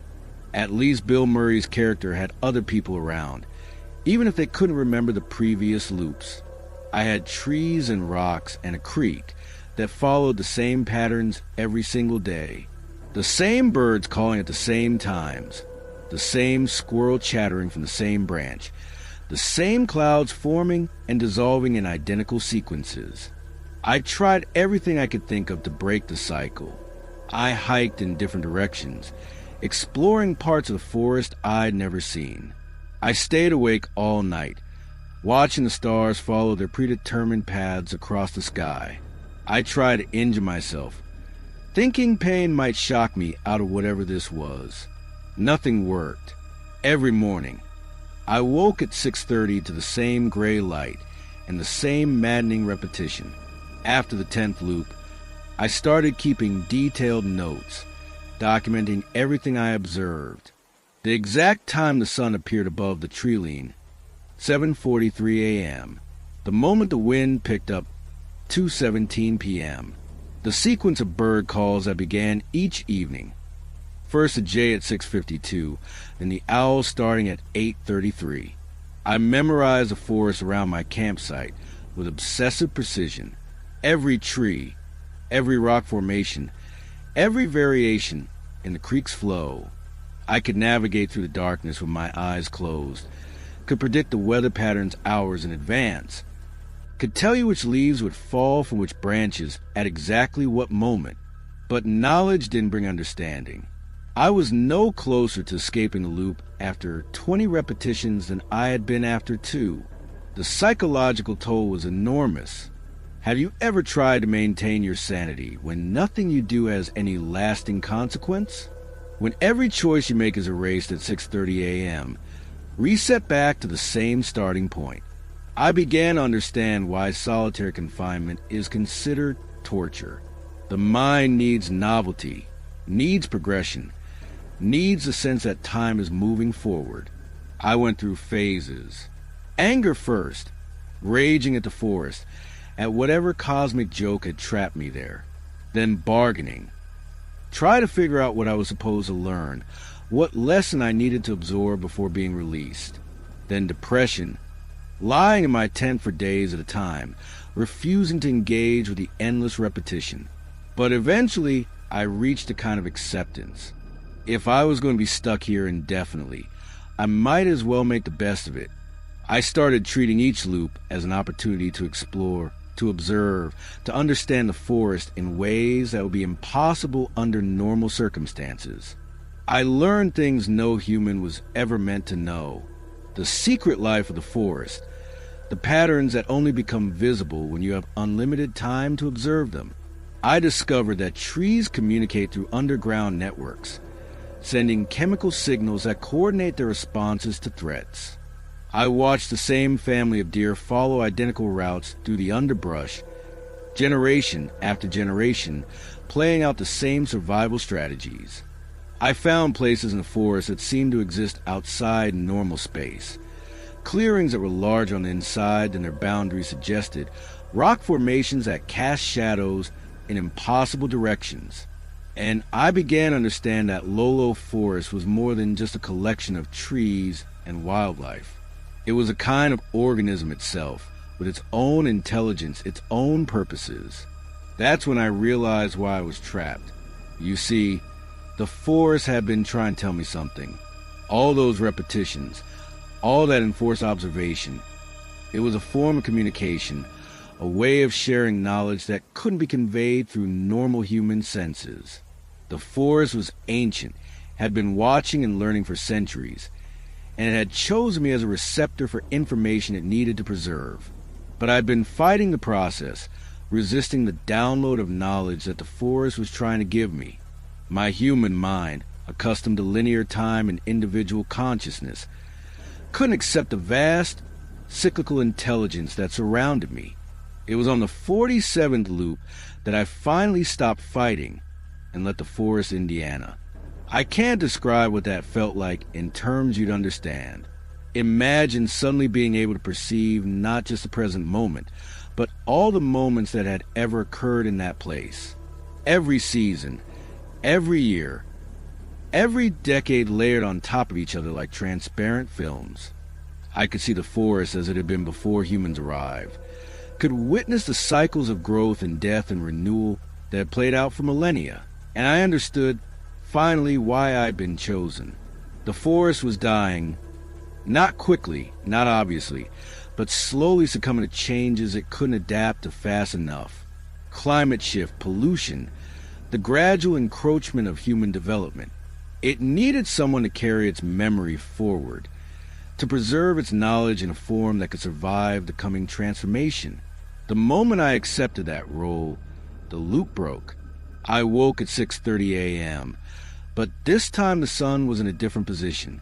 The date on my watch had advanced. I was back in linear time, but I carried with me the accumulated knowledge of 47 identical days and something far more ancient and profound. I broke camp quickly and hiked out to my car, eager to return to the human world, but knowing I was no longer entirely human myself. The forest consciousness had become part of me, its memories layered beneath my own. That was 6 months ago. I've tried to return to my normal life, my job, my routines, but everything feels different now. I can sense the hidden connections between things, can perceive patterns that exist beyond human time scales. Sometimes I catch myself thinking in terms of centuries rather than minutes, planning for changes that won't become visible for decades. And I dream of the forest every night. Not nightmares, visions of beauty and complexity that no human language can properly describe. The forest is still there, still struggling, still hoping that the knowledge it shared with me might somehow make a difference. I've started writing, try to capture what I learned during those endless repetitions. Not scientific papers. The academic world wouldn't accept the kind of knowledge I now carry. Stories instead. Narratives that might help people understand what we're losing as the wild places disappear. This recording is part of that effort. If you're listening to this, if you've made it this far, then maybe you're someone who can hear what I'm really trying to say. The forest is still out there, still dreaming its slow dreams, still carrying memories that stretch back to the beginning of time. But it's running out of time itself. The loops are breaking down, the connections failing. Soon, the vast intelligence that chose me as its messenger will fade into silence, and something irreplaceable will be lost forever, unless we listen, unless we learn to perceive time and consciousness the way the forest does, in cycles and connections rather than linear progression. I know how this sounds. I know what you're thinking, that I had some kind of breakdown out there, that isolation and stress created elaborate hallucinations to explain a few confused days. The rational part of my mind, the part that still thinks in human terms, whispers the same doubts. But I have proof, evidence that I didn't just imagine the 47 loops. In my jacket pocket, I carry a small notebook filled with observations from each repetition, weather patterns, animal behaviors, the precise timing of natural events, information that could only have been gathered through weeks of obsessive observation, compressed into what the outside world experienced as a single day. And sometimes when I'm very still and very quiet, I can feel the forest consciousness stirring beneath my own thoughts. Ancient, patient, vast beyond human comprehension, still hoping that its message will be heard before it's too late. The rain outside my window tonight sounds like the creek beside my campsite in Lolo, and in that sound, I can hear the forest calling, not to me this time, but to whoever might be listening, to whoever might be ready to step outside linear time and learn what the wild places have been trying to teach us all along. Time is running out. But then again, time was always an illusion. The forest taught me that during those 47 identical days that were really one eternal moment stretching across centuries, some truths can only be learned when time stands still.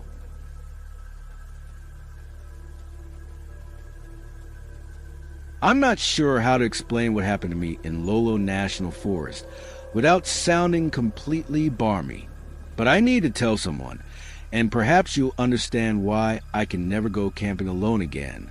Why certain sounds, ordinary, everyday sounds, now make me break into a cold sweat and search frantically for the nearest exit. It started with a humming. You know the sort, absent-minded, tuneless humming that people do when they're concentrating on something else.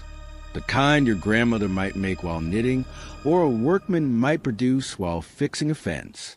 Perfectly normal, perfectly innocent. Until it's not. I was researching a book at the time, a historical piece about the early settlers in Montana. Dry academic work that required long stretches of solitude to properly focus on the writing. I'd rented a cottage in the Scottish Highlands a year before for similar work, and it had been so productive that I decided to try the same approach in America. Lolo National Forest seemed perfect, vast, remote, with established camping areas that offered solitude without complete isolation. I could drive in, set up for a week or two, and immerse myself completely in the work without the distractions of modern life. I'm Sarah, by the way. Sarah Chun. I teach history at Cambridge when I'm not wandering off to write books in remote places. 43 years old, sensible, not given flights of fancy or supernatural nonsense. I mention this because what I'm about to tell you goes against everything I believed about the rational, ordered world I thought I lived in. I drove up from Helena on a Tuesday in mid-November, late in the season for camping, but I checked the weather forecast religiously. A high-pressure system was settling over the region, promising clear skies and mild temperatures for at least 10 days. Perfect for someone who needed to work without interruption. The campsite I'd chosen was well off the main roads, accessible only by a forestry track that wound through dense stands of lodgepole pine and Douglas fir. The Forest Service description mentioned a small clearing beside a seasonal stream, with space for one tent and a fire ring. No facilities, no other campers likely at that time of year. Exactly what I needed. I arrived just as the afternoon light was beginning to slant low through the trees. November light has a different quality from summer sunshine, thinner, more golden, with that underlying hint that winter is coming whether you're ready or not. I'd camped in autumn before and loved the crisp clarity of it, the way it sharpened your senses and made you appreciate every moment of warmth. Setting up camp took about an hour. I had good gear. A four-season tent that could handle whatever weather Montana might throw at me, a sleeping system rated for well below freezing, a camp stove that would work reliably even in wind and snow. I'd learned from experience that comfort and safety in remote places depend entirely on proper equipment. By the time I had everything organized, darkness was falling. I cooked a simple dinner and ate by the light of my headlamp, reviewing my research notes and planning the next day's writing.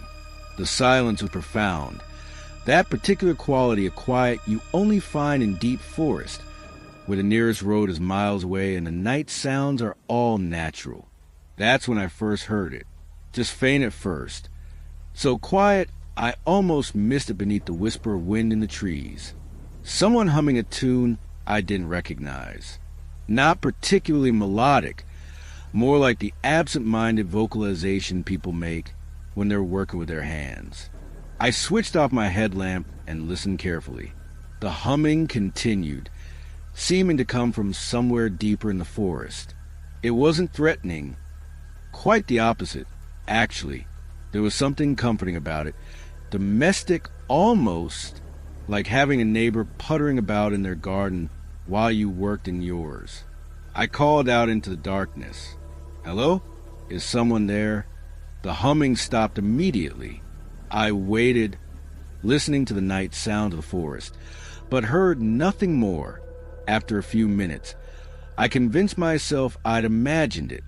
The mind plays tricks when you're alone in wild places, especially after long hours of concentrated mental work. I finished my dinner and retreated to my tent, where I spent another hour working on my laptop by the light of a small camping lantern. The battery would last for days, and the computer gave me several hours of work time before needing to be recharged from my power bank. Perfect for the kind of sustained writing I needed to do. I fell asleep easily, lulled by the profound quiet and the comfortable sense of being completely alone in thousands of acres of wilderness. I woke around 3 a.m. to the sound of humming, much closer this time. So close it seemed to be coming from just outside my tent. The same tuneless, absent-minded humming I'd heard earlier, but now accompanied by other sounds. Soft footsteps on the forest floor, the occasional scrape of metal on stone, the quiet thump of something being set down carefully. Someone was working just meters from where I lay, moving around my campsite with the casual familiarity of someone going about routine tasks. I lay perfectly still, barely breathing, trying to make sense of what I was hearing. The footsteps moved in a regular pattern around my tent, not circling exactly, but following some kind of purposeful route. Whatever they were doing, they were being careful not to disturb me. The sounds were muffled, considerate, like someone trying not to wake a sleeping household. After maybe 20 minutes, the sounds faded away. The humming grew distant, then disappeared entirely. I waited another hour before working up the courage to unzip my tent and look outside. The campsite looked exactly as I'd left it. No footprints in the soft earth, no disturbed vegetation, no sign that anyone had been there. Even the area immediately around my tent, where I was certain I'd heard someone working, showed no trace of disturbance. I spent the rest of the night awake, listening to every sound the forest made. But apart from the normal night sounds, the distant hoot of an owl, the rustle of small animals in the undergrowth, everything was quiet. Morning came clear and cold, with frost coating my tent and turning my breath to visible puffs in the crisp air. I made coffee and tried to convince myself that the humming had been a dream, a product of unfamiliar surroundings and the heightened awareness that comes with sleeping alone in wild places. I spent the day writing, settling into productive rhythm I'd hoped to achieve. The work flowed well in the forest silence, my concentration deeper and more sustained than it ever was in civilization. By evening, I'd made more progress than I typically managed in a full week at home. As darkness fell, I prepared dinner and lit my camping lantern, looking forward to another productive evening of work. The temperature was dropping, and I could see my breath in the lamplight, but my tent was warm and comfortable. That's when the humming started again. Same tuneless melody, same absent-minded quality. But this time, it began while I was still awake and alert. I could track its approach through the forest, growing gradually louder as whatever was making it move toward my campsite. I switched off my lantern and sat in darkness, listening. The humming circled my camp at what seemed like a consistent distance, maybe 30 or 40 yards out in the trees. It never came closer, never moved away, just maintained that steady orbit while the unknown person continued their quiet work, because it was definitely work. I could hear tools being used, the scrape of metal on wood, the soft thud of something being hammered, the whisper of sawdust falling to the ground. Someone was building something out there in the darkness, working by feel or perhaps with light too dim for me to see. This continued for several hours. The humming would stop occasionally, replaced by more concentrated work sounds, then resume as the person moved to a new location, always maintaining that same distance from my camp, always careful not to come too close. Around midnight, everything went quiet again. I waited until I was certain whoever was had gone, then crept out of my tent with my torch to investigate. I followed the direction where the sounds had been loudest, pushing through undergrowth and around tree trunks, looking for any sign of what I'd heard. But once again there was nothing. No footprints, no wood shavings, no evidence of construction or disturbance, except for one thing. At the base of a large Douglas fir, maybe 40 yards from my tent, I found a small pile of pine cones arranged in a neat pyramid. They were fresh cones, recently fallen, arranged with the kind of precision that only comes from human hands. Someone had been there, had taken the time to create this small, purposeful arrangement.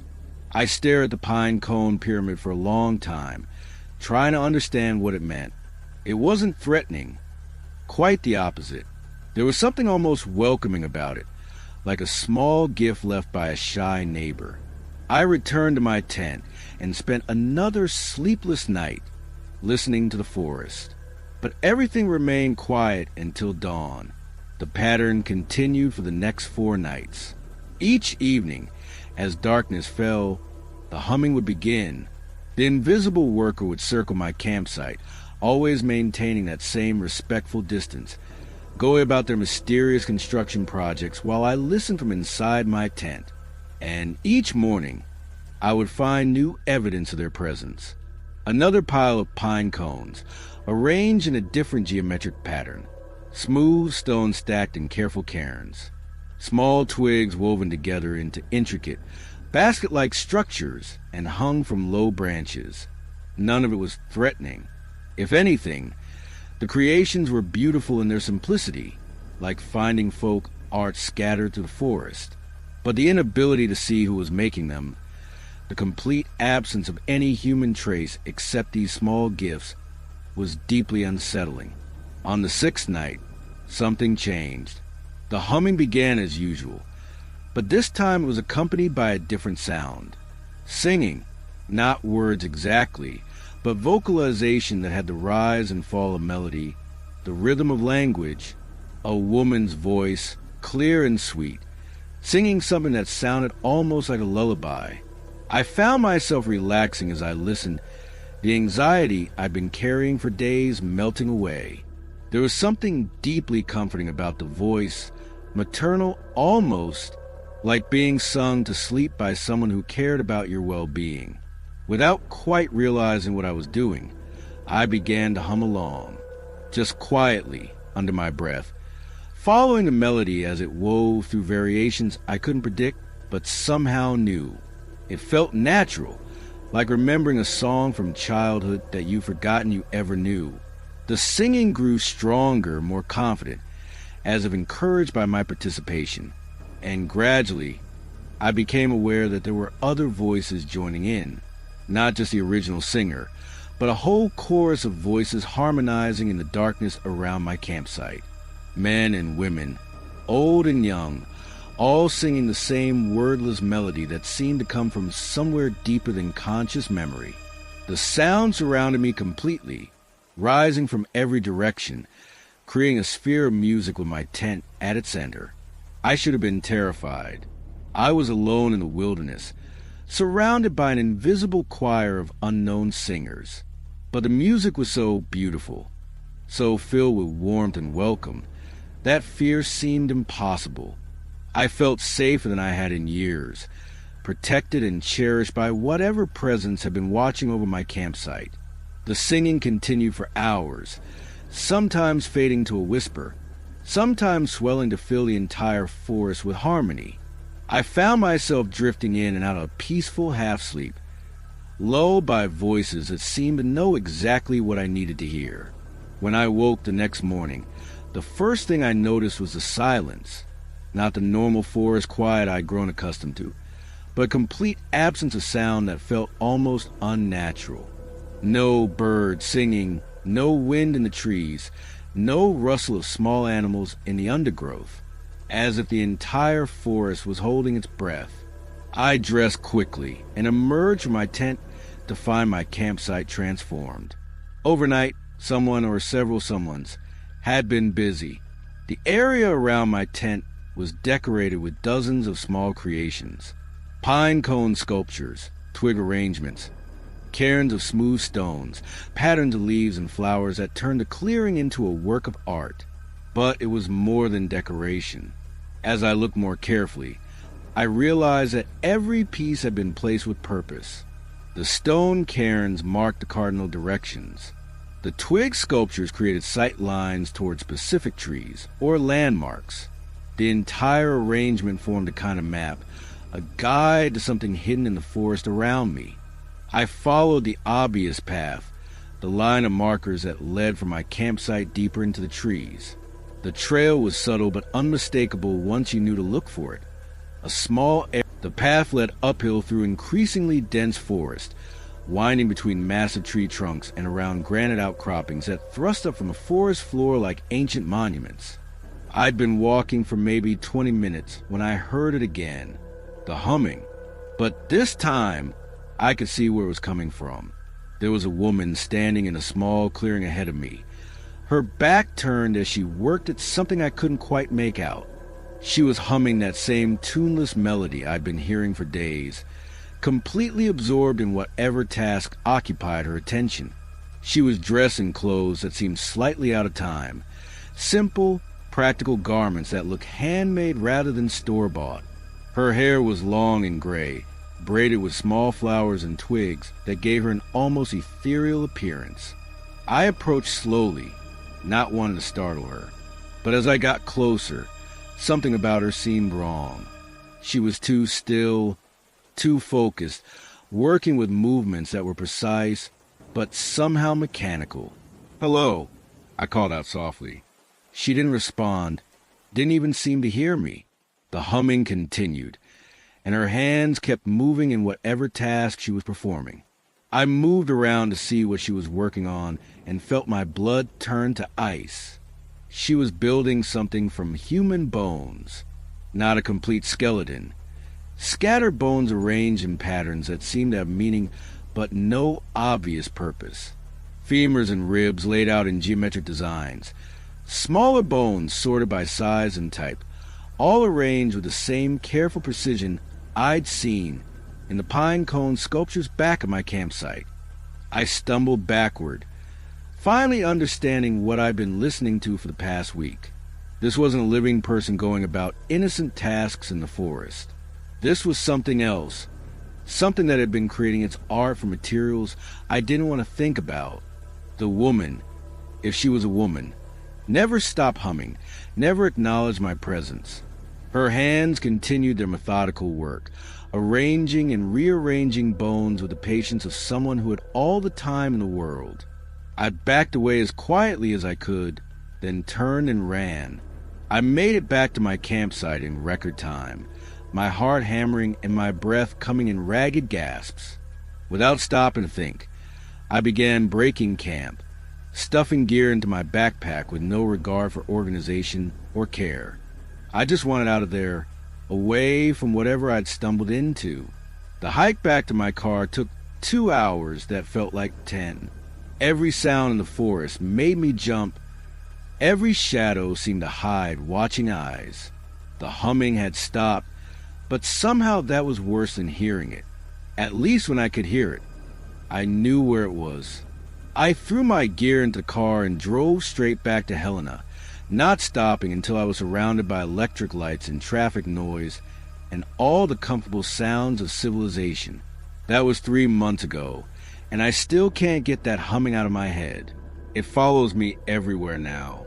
Not constantly, but at the most unexpected moments. I'll be teaching a lecture and suddenly hear it underneath the normal classroom sounds. I'll be shopping for groceries and catch that tuneless melody drifting from the next aisle. I'll be falling asleep and hear it starting up in the distance, always just far enough away to be unsettling. I've tried to research what I might have encountered in Ocala Forest. Local legends, historical records, anything that might explain what I saw. There are stories, scattered references to disappearances over the years, to hikers who went into the forest and never came out. But nothing that explains a woman with the bones, or the invisible chorus that surrounded my campsite. Sometimes I wonder if I imagined it all. Stress-induced hallucinations brought on by isolation and too much solitary work. But then I remember the bone arrangements, the systematic precision of what she was building, and I know it was real. The worst part is the doubt it's created about everything else. If something like that can exist so close to our normal world, hidden just beyond the reach of everyday experience, what else is out there? What other invisible presences share our spaces, going about their incomprehensible tasks while we remain blissfully unaware? I've stopped camping alone. I've stopped going anywhere alone if I can help it, because now I know that the humming isn't just a memory from Ocala Forest. It's a call, an invitation to return and take my place in whatever ceremony or construction project I interrupted. And the terrifying thing is, part of me wants to go back. Late at night, when the humming is strongest, I find myself remembering how peaceful it felt to be surrounded by those singing voices. How safe and protected I felt in that circle of invisible watchers. There was something deeply comforting about being chosen, about being welcomed into something ancient and purposeful.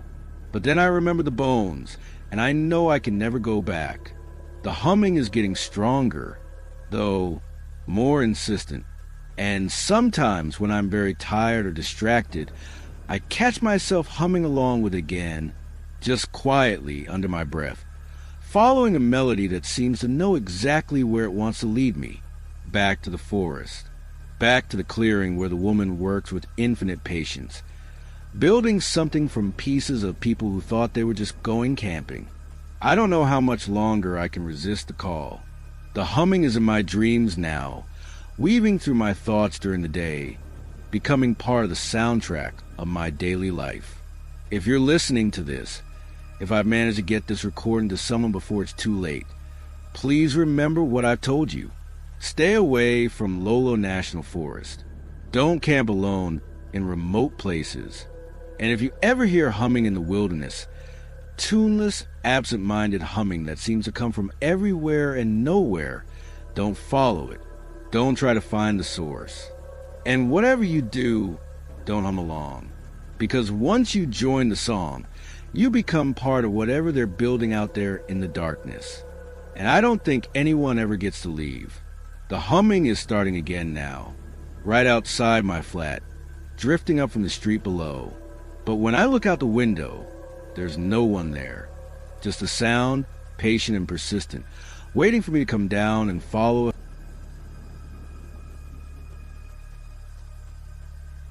I'm going to tell you about hunger, not the ordinary kind, missing a meal, feeling peckish before dinner, but something far more insidious. A hunger that starts small and grows until it consumes everything you are, everything you think you know about yourself.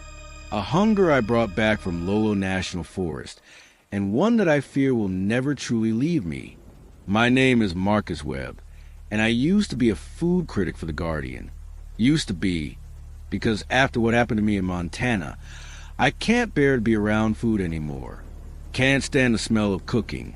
Can't tolerate restaurants. Can barely manage to eat enough to stay alive. The irony isn't lost on me. A man who built a career around pleasure of eating, now terrified of his own appetite. It started as a survival challenge. You know the sort. Modern person attempts to live off the land for a week, rediscovering primitive skills our ancestors took for granted. I pitched it to my editor as a way to understand food at its most basic level, to explore the relationship between hunger and satisfaction that's been lost in our world of abundant convenience.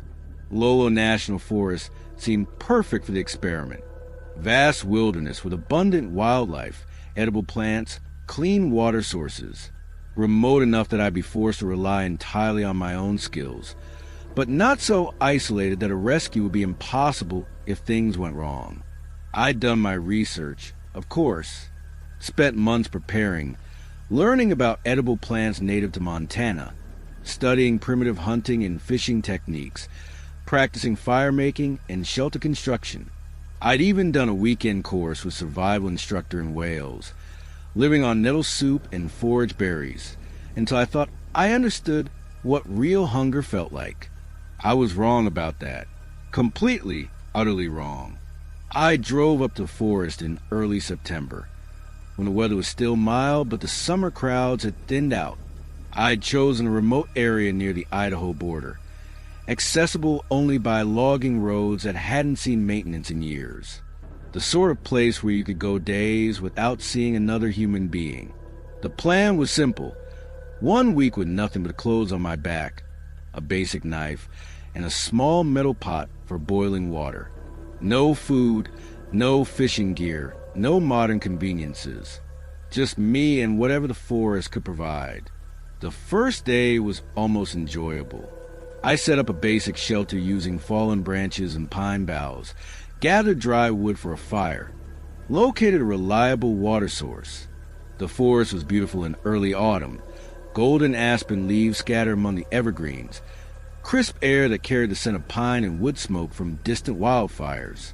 I found what I thought were edible mushrooms and made a thin soup of water and some wild onions I'd identified correctly. It wasn't much, but combined with a handful of pine nuts and some service berries, it felt like enough. My stomach complained a bit, but nothing I couldn't handle. By the third day, real hunger was setting in. The handful of calories I was managing to forage each day wasn't nearly enough to sustain my body weight. I'd lost maybe 5 pounds already, and my energy levels were dropping noticeably. But this was expected, part of the challenge I'd set for myself.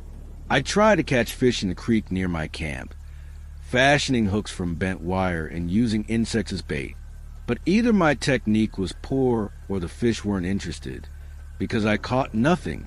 I attempted to trap small game using deadfall snares I'd read about, but came up empty there as well. The fourth day was when things began to change. I woke that morning with a gnawing emptiness in my stomach that seemed to have developed its own personality overnight.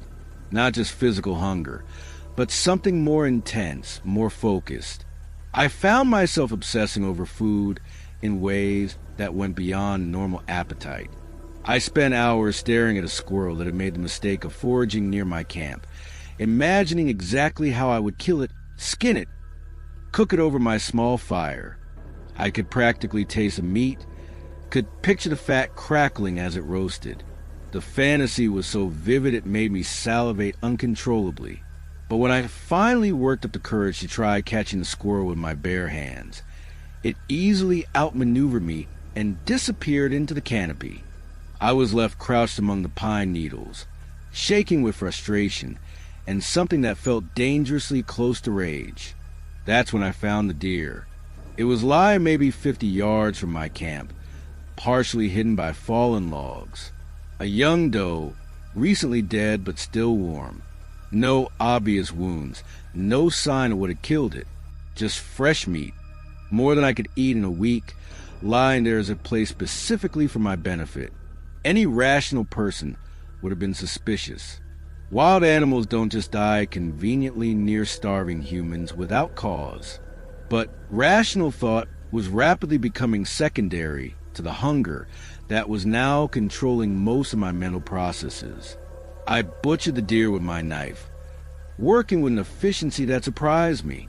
I'd never dressed a large animal before, but somehow my hands knew exactly what to do.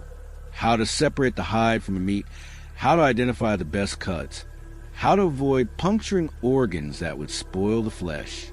The first bite of roasted venison was transcendent, not just because I was starving, but because the meat itself seemed to possess flavors I'd never experienced before.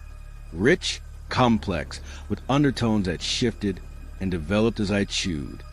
I ate until my shrunken stomach couldn't hold any more, then sat by the fire in a state of almost euphoric satisfaction.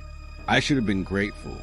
Instead, I found myself calculating how long the meat would last, how I could preserve it, whether there might be more deer in the area.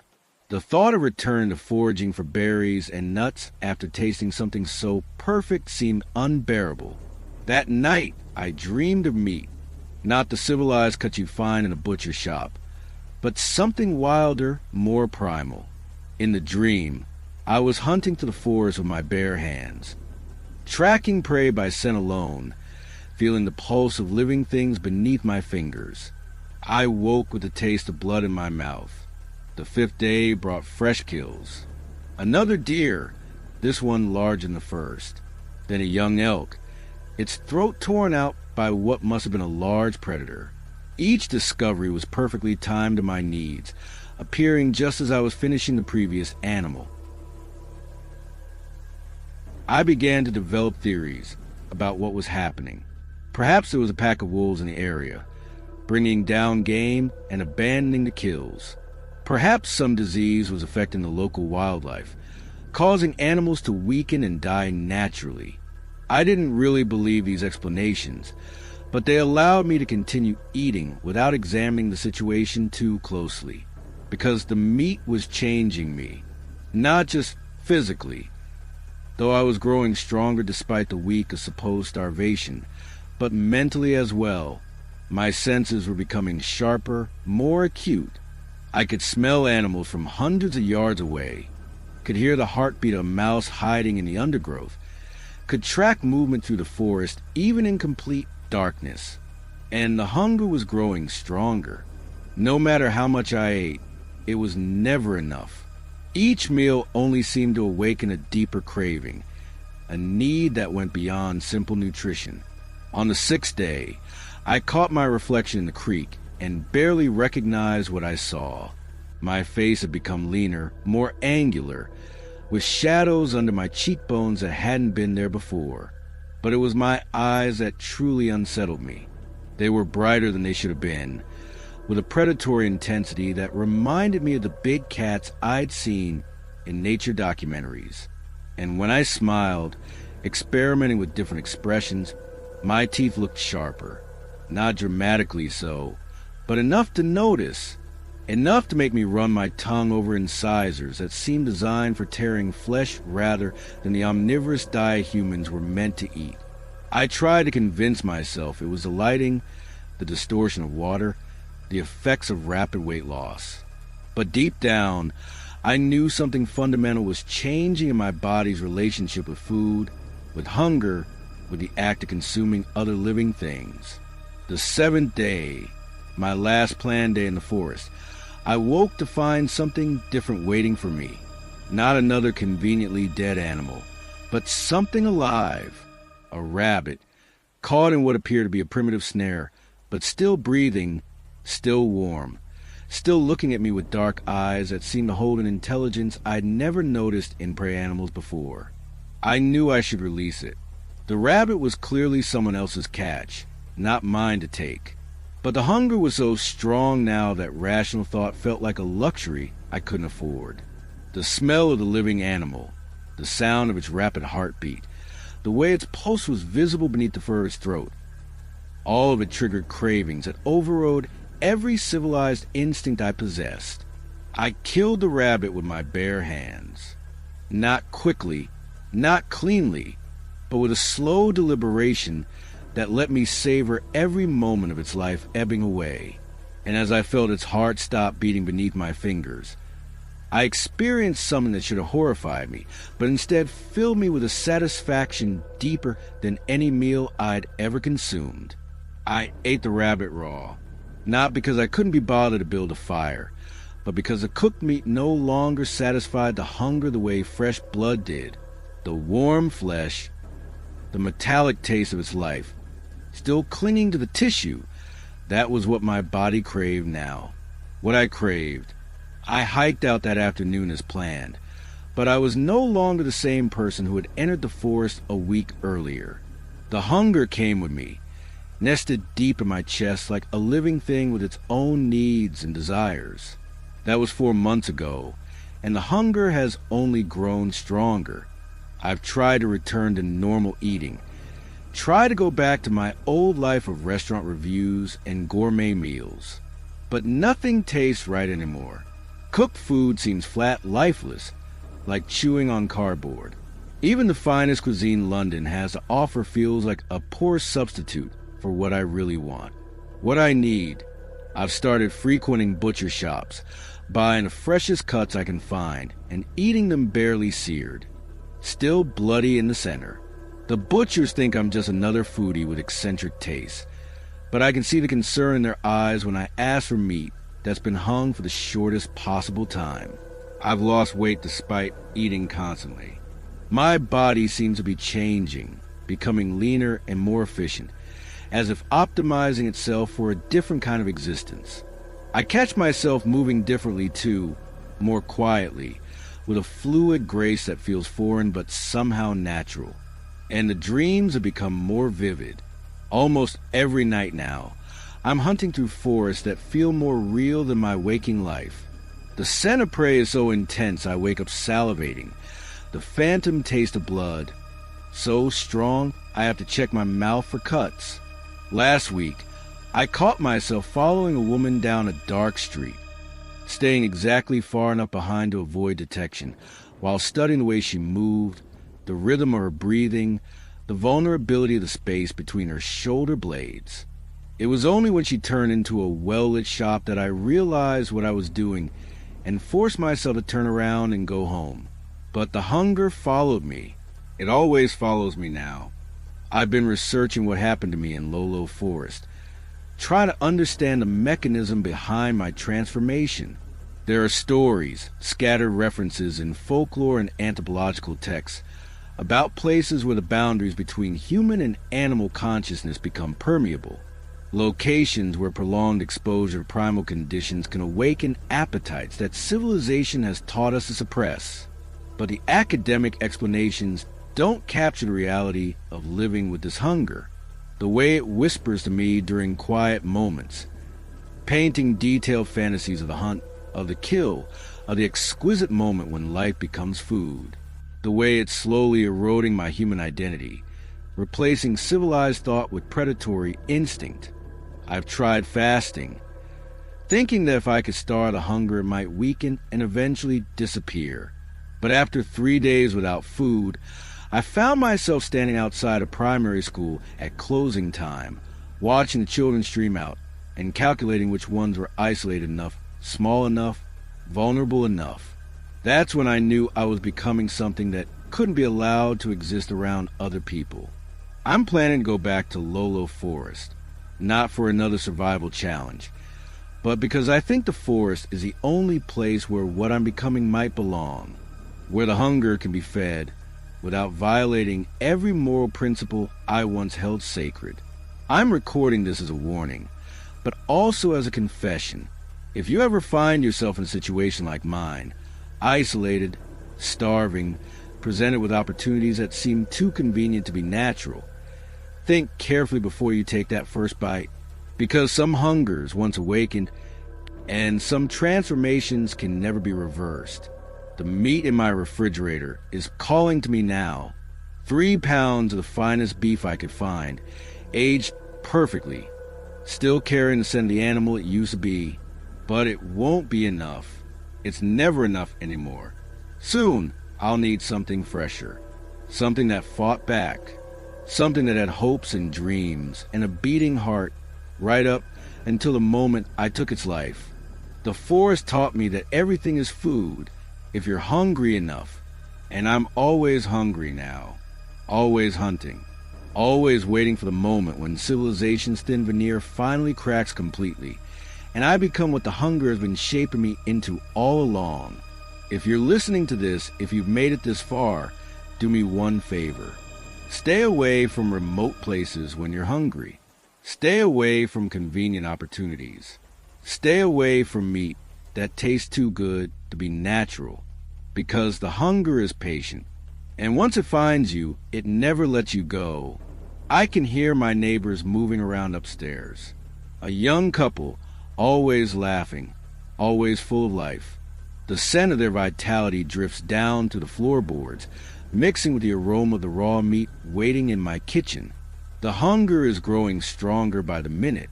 I think it's time to go back to the forest, before I do something that can't be undone, before I become something that hunts in places where people are supposed to be safe.